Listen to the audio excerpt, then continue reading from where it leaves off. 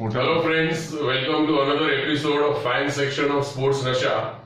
And again we are going to discuss on ICC World Cup 2019 in England. Last episode we discussed two teams, India and England, and today's teams are Australia and South Africa.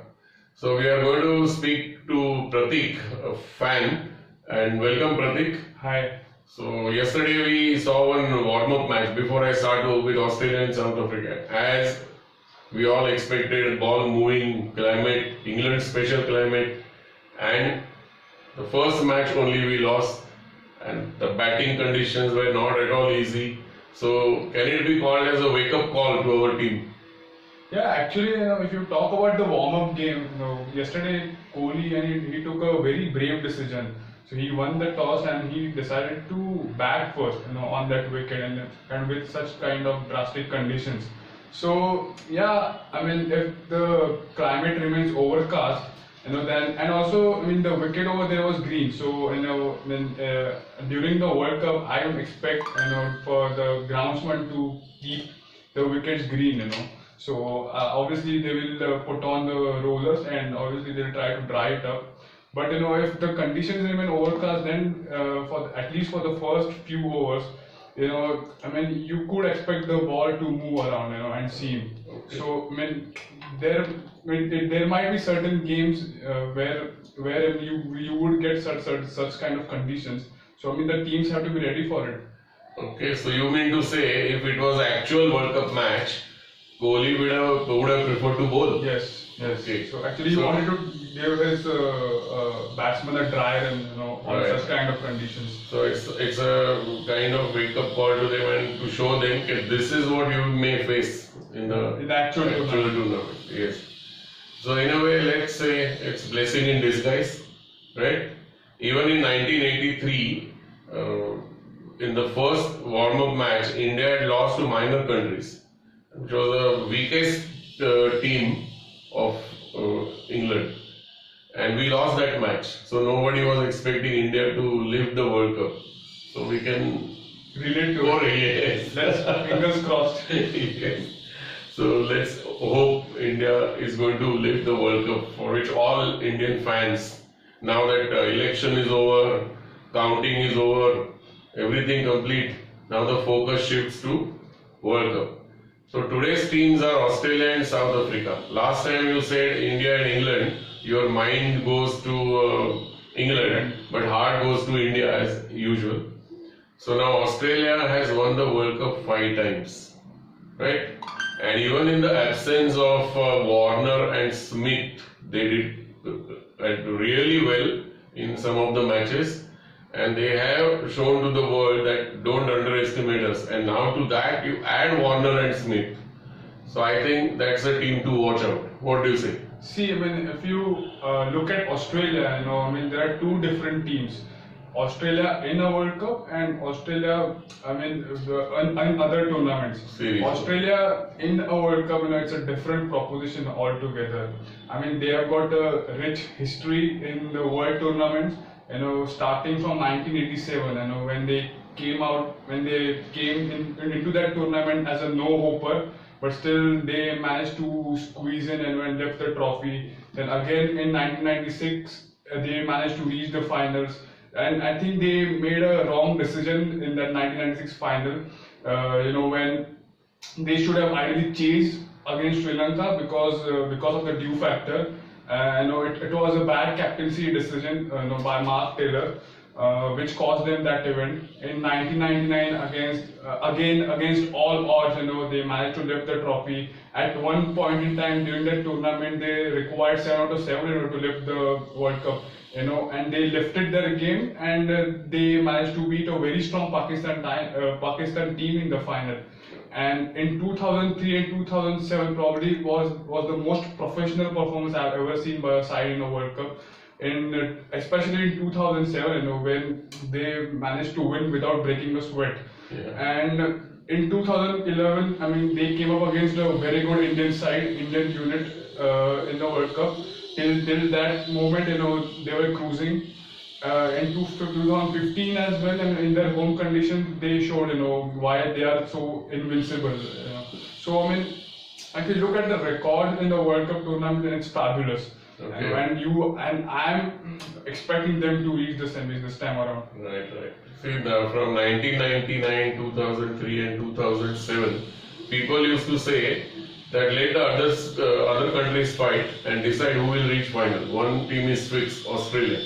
So you're right. But as my memory goes, I think in '96, Rantunga had won the toss and he put Australia into bat. That's what I think.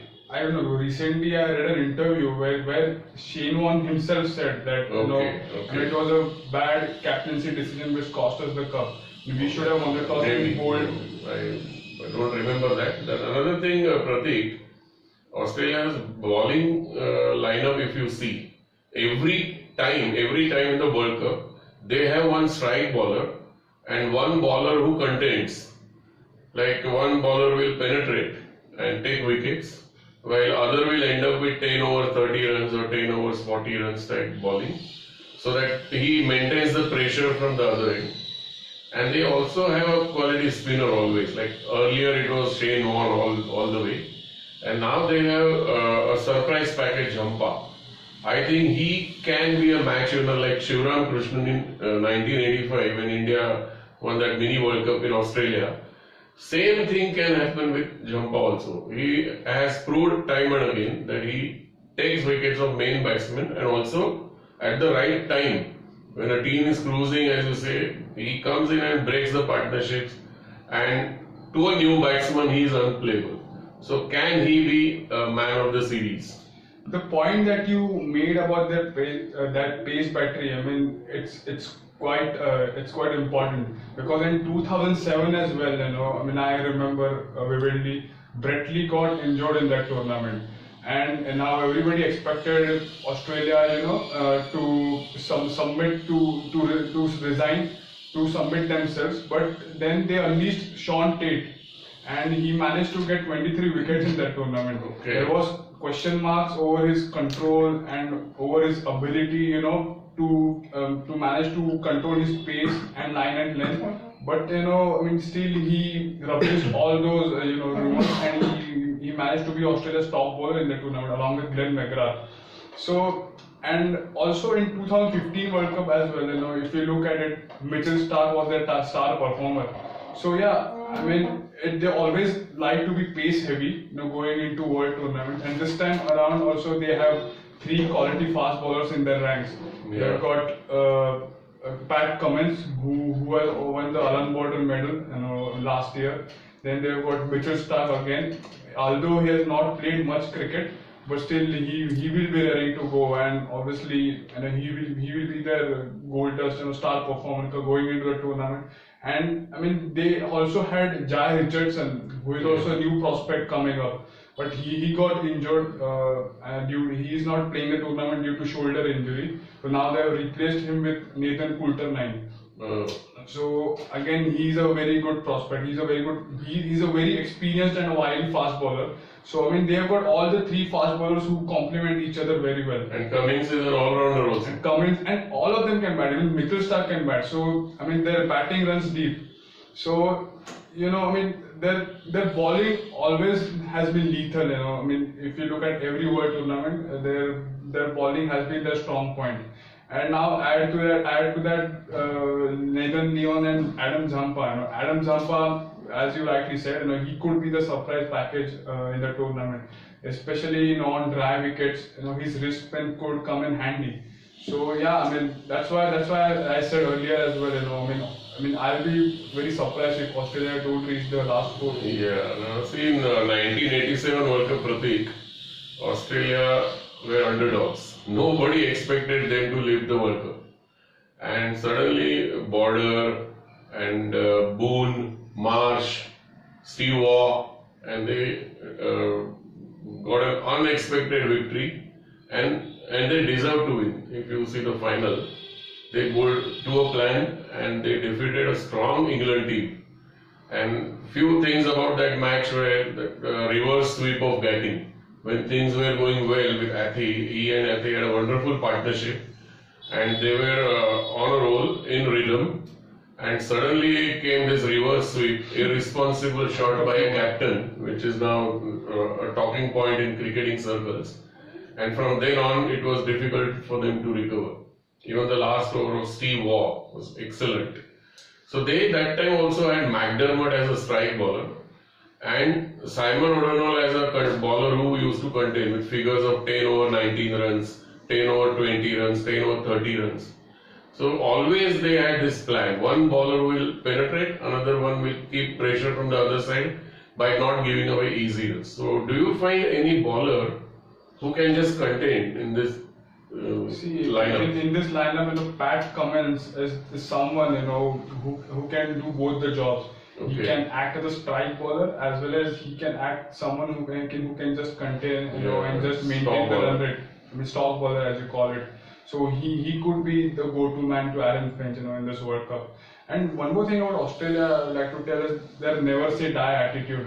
Yeah, absolutely. I mean it's something which can be learned from them. Even in 2003 World Cup, there were a couple of matches, where they were struggling, and the defeat was almost on the cards. Like for example, against England, they got bundled out for 200 odd runs, and that too when they reached that target thanks to some handy knocks from Andy Bicker and Michael Bevan.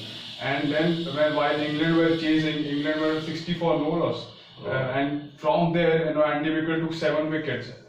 So I mean, and there was second instance in that World Cup against New Zealand when Shane Bond blew them away. He took 6 wickets in that spell. And again, Andy Bicker and Michael Bevan, they forged a partnership and they managed to get Australia to a decent total. So these 2-3 instances, which suggest that Australia are never out of the game. Yeah. So I mean, and in this squad as well, if you look at 2017-18, Australia, I mean, they hardly, I guess, managed to win 1 or 2 games. But now, come the World Cup season, they have won 2 back-to-back series. I mean, that too in subcontinent condition, where you least expect them to win. So and that too without their 2 stalwarts, David Warner and Steven Smith. So I mean, they are on a good run, coming into the World Cup.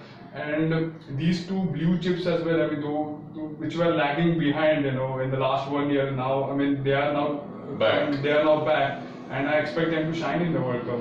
Yeah, so people say this World Cup is 500 World Cup? World Cup with 500 target. So with Finch and who's the other opener you said? David Warner. Warner is back, and Smith. Finch, Warner and Smith. Do you expect a score of 500 from Australia, and of course the hitters to follow from the lower order? I mean, you never say never in life, and as they say, I mean, yeah, with the kind of bats that they have, and with the boundaries getting shorter and shorter, any target is possible in modern world. Like earlier, there was David Boone and Geoff Marsh opening pair, and later on it was Ganguly and Tendulkar from our side.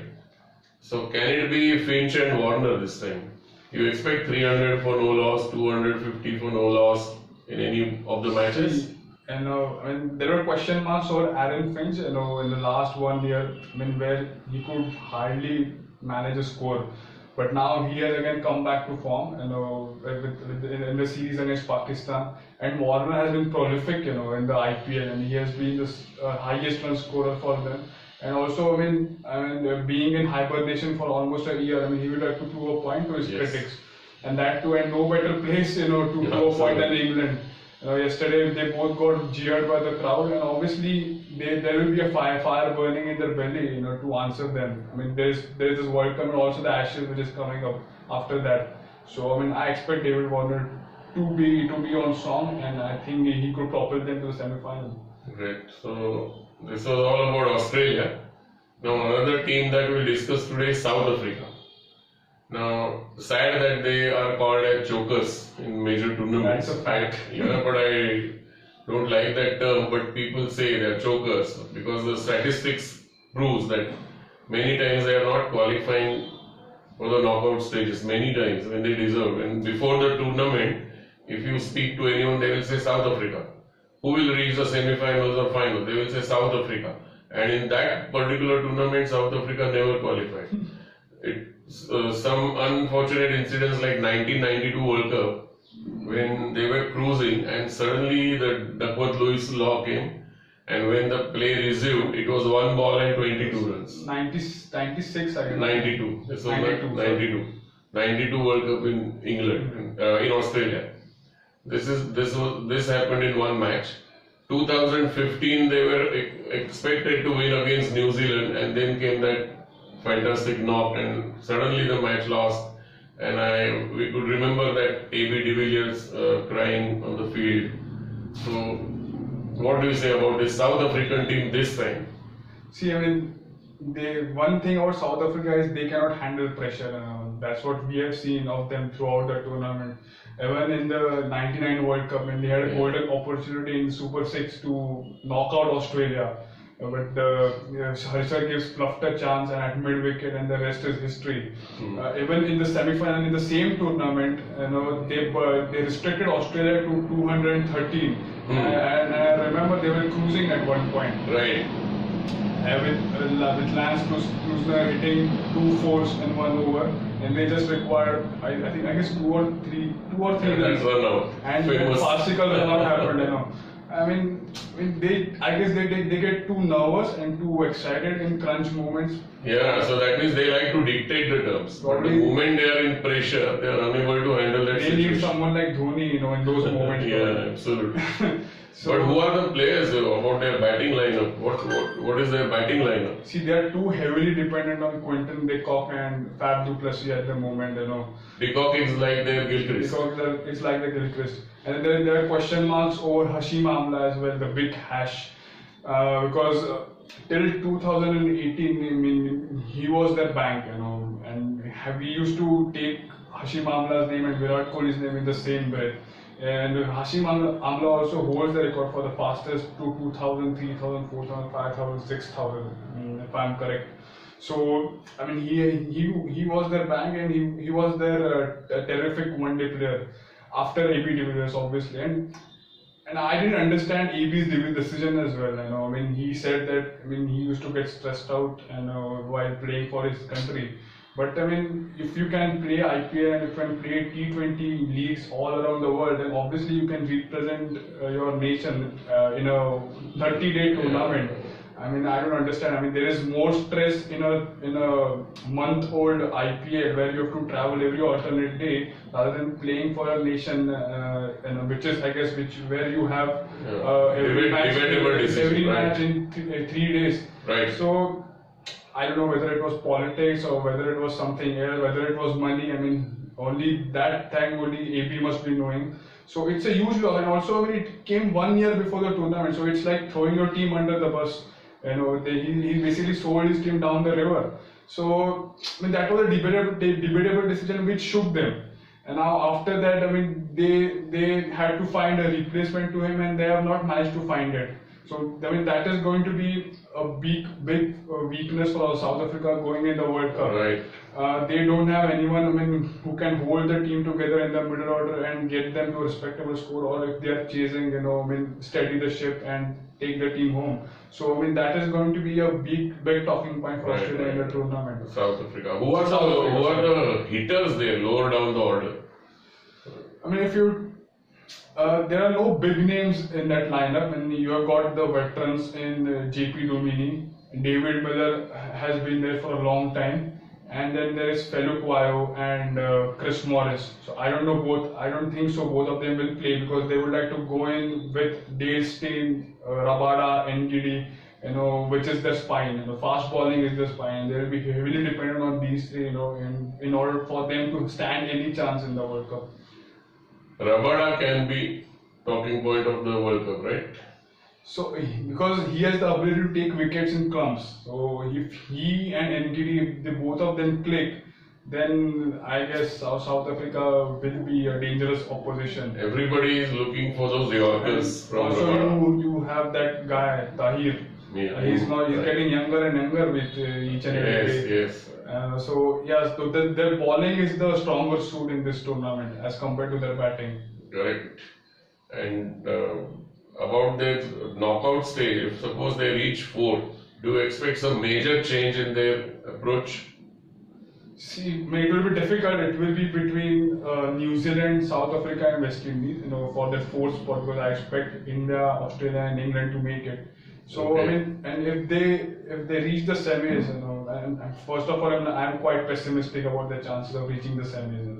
They don't have the team for me to reach the tournament, to reach the semi-finals of the tournament. Even if they reach the semis, I mean, they have tried various approaches in the knockout games. I've seen in 2007 World Cup as well, when they tried an ultra-aggressive approach against McGrath, and which didn't work. And they lost quite a few wickets early. They got bowled out for 145. So they have tried to adopt different approaches in the semi-final. Against New Zealand as well, they tried to attack McCullum with a new ball, but it didn't work. So let for them, they would be hoping that either Rabada or NGD have a brilliant day, and also, with the help of the climate, probably, and if they get to ball first in the semi-final situation, then they can cause some havoc in there. Right. So, Pratik, like in 1987, Australia didn't have any superstars. They won the World Cup. In 83, India didn't have any superstars. We had a utility cricketer team. Madanlal, Binni, Sandhu, and these were doing little bit here and little bit there, but effective. So we saw that India won the World Cup in 83, Australia in 87, somewhat Sri Lanka in 96. Why not South Africa this time? When they don't have superstars in their team, you can expect. For that to have, again I said, their batting has to click. The batting is the weakest link. So then Amla becomes important. Amla's role at the top becomes very critical and very important. He has to have a fantastic World Cup, because I don't think Quinton de Kock and Faf du Plessis alone, they cannot score in each and every match. Obviously, they would require help. JP Dumini is coming out of an injury. So he will take time to settle in. And David Miller has been horribly out of form. So even in the IPL, he just couldn't hit.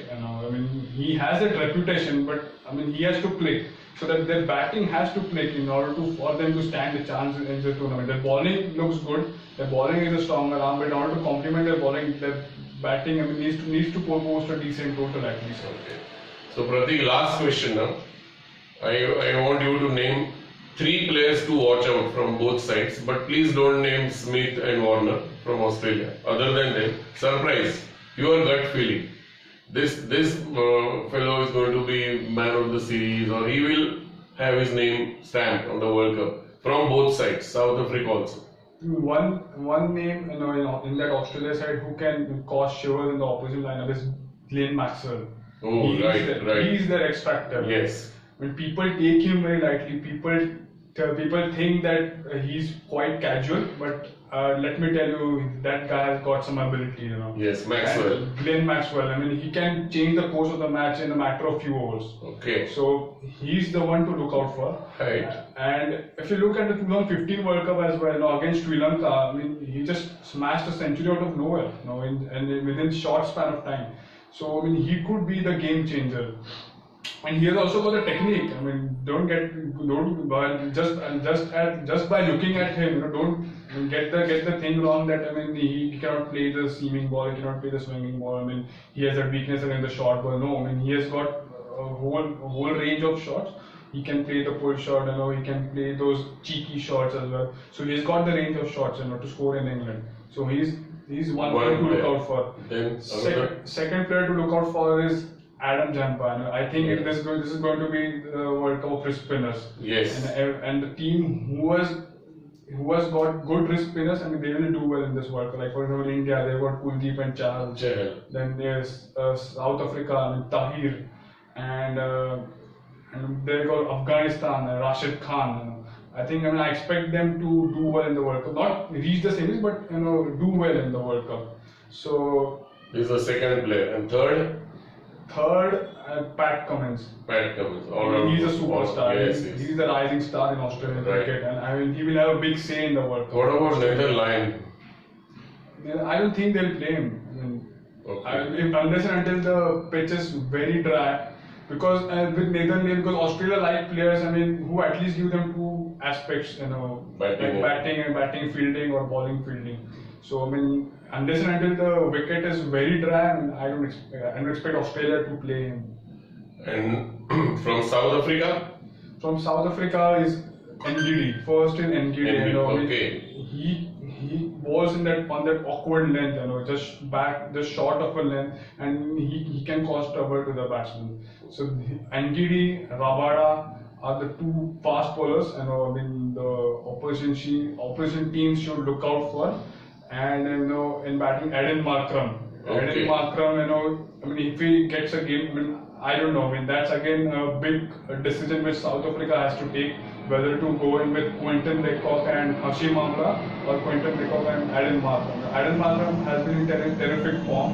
Yes. In the last 3 games, he has scored 250s and a century. You know. So, I mean, and he's someone, I mean, who has established himself in the Test arena. So, if he can take that form to one-day cricket, I mean, he will be an exciting player to look out for. So, just before winding up today, Pratik, about India. Yesterday, Jadeja scored a 50. So, has he put the management in trouble now about deciding final 11? Because that day when we discussed, Jadeja was not in our 11. He was, I think, Kuldeep Yadav and Chahal were picked. Now he has scored a half century. Can he be a replacement for Kedar Jadhav?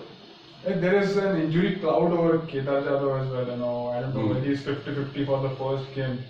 So, I mean, the thing is, I mean, India has to take a call whether to field in 3 spinners, or you know, so what they can do is they can bolster their batting and they can, I guess, drop one of the wrist spinners and play Jadeja. Yes. They think their batting is too. Another left and right hand combination in Absolutely. batting. Absolutely. And extraordinary fielding, because we are missing Yuvraj and Raina this time. I mean, if Kedar Jadhav is not fit, I think they will pick Vijay Shankar instead of him, and probably they will like to bolster their bowling, you know, by fielding in Jadeja instead of one of the wrist spinners. Okay. They can take that over, because if you replace Jadeja with Kedar Jadhav, then the batting becomes short. So I mean, it will be a huge risk, you know, if they are doing that. Yes. Yeah. Okay, thank you, Pratik. So we will definitely discuss 2 more teams next time. Till then, bye.